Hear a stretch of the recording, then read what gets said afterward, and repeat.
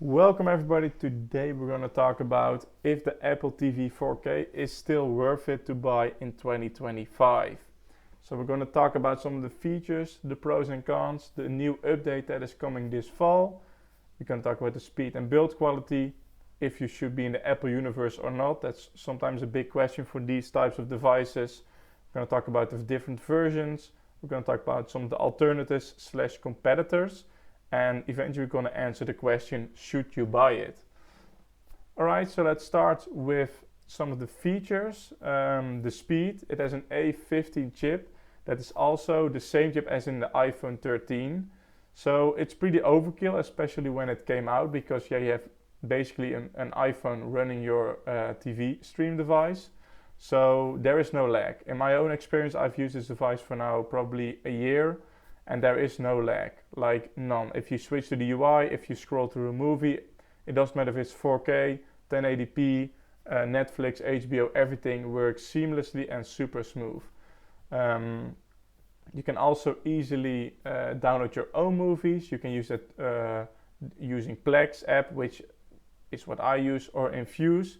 So if you have a movie that you downloaded and you want to show it on Apple TV, you can download Plex on your laptop or PC or whatever, and then you can transmit it through the Wi-Fi or to the internet to your Apple TV, which is a really nice feature. So because it has this good chip in it, it's probably, at least for the 5 to 7 years, it's going to be good. The past Apple TV devices that are now 7 years old, you can check the reviews of them. They are still usable, very usable indeed. Still no lag, really fast. So you can expect this new device to be also really fast. So it also has all the usual things you want: Dolby Vision, HDR10+. It has Siri built into the remote as well, which sometimes is useful. Sometimes when I want to watch a trailer, I ask Siri to play this trailer on YouTube, and most of the time it gets it right. And also a big feature, especially for the privacy people that value privacy, is you can block some apps you download from collecting certain data. You get a pop-up, do you want to share this data with this app? And you can select yes or no or partially. So that's, I think, really nice. I don't think any other app does that, or any other streaming device, but we'll get to that in the alternatives. The build quality, yeah, it's what you're used to from Apple. It's really good. I'll upload some pictures that you can see it here, but it's amazing. Especially the remote is, I think, one of the best remotes I've used in years. If you get used to it, it's a bit fiddly at the start, especially the touchpad being so close to the left, right, up and down button. You sometimes make a mistake, but if you got it under control, it's really easy. You can go from one side to the other really quick with the motion features. So that's amazing. Some of the new features that are coming this fall is, first of all, the liquid glass update, which you can see here. It's looking really nice, really clean. Especially you get as well some new profiles, so different people can log into with different accounts. That's also a nice feature.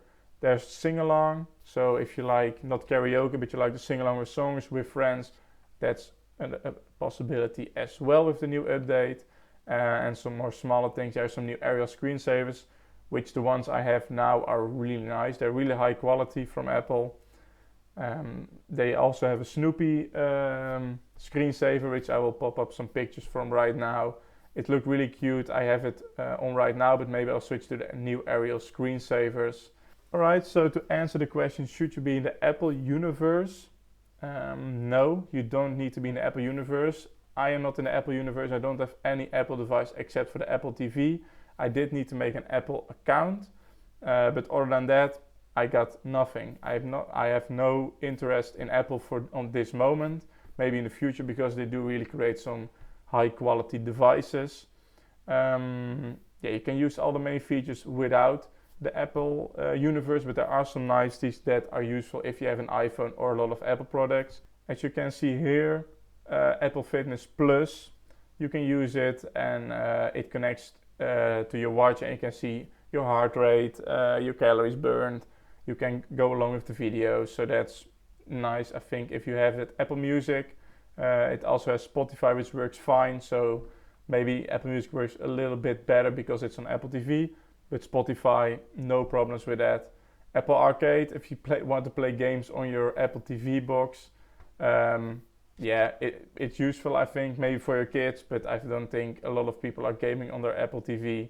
If you want to quickly show some images to your family from a vacation, you can really easily do that through the Apple Cloud. Some other features worth mentioning are that you, from the update in the fall as well, you can designate any AirPlay capable speaker to the Apple TV.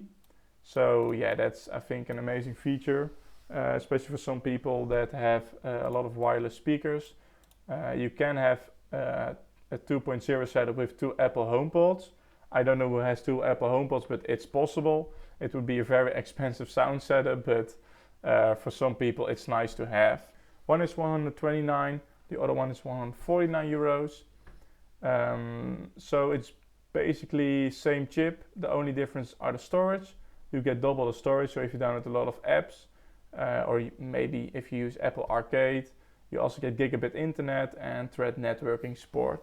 So I chose for the 194 version because I like to, my Wi-Fi is not always as strong, so that's the main reason. Because if I'm watching something 4K, I don't want it to buffer. So that's main reason that I chose for the 4K. But this one is as well very nice, especially if you have good Wi-Fi. If you know, oh, it's next to the Wi-Fi device, yeah, you can also get the Apple TV 4K with only Wi-Fi. But I would strongly recommend for a lot of people to get this one, the Apple TV 4K with Wi-Fi and Ethernet. All right, let's look at some of the alternatives. You have the NVIDIA Shield TV Pro. Some things that it does better is lossless audio, but it is it's older than the Apple TV, also more expensive and has less storage, and you get that for 220 euros. So I would not recommend it unless you have some specific task you want. Like lossless audio is really good, but I don't think for the main people that they want to pay almost 80 to 90 euros more for that feature. So you have also Google 4K TV. They released last year. It has less storage as well. It has a less advanced chip. It also tracks your data more and you have less options for privacy. And it's known for dropping support on certain products. So yeah, do with it as you wish. So to answer the question, should you buy it? I think a resounding yes. If you clicked on this video and you're debating which streaming device you should use, I think the Apple TV should be definitely a top 3. For me, it's top 1. So yeah, I think I will put some links below about the product, about the new update, and about a couple of places where you can buy it. So I hope you liked the video. Thank you for watching, and I'm gonna see you guys in the next video. Goodbye.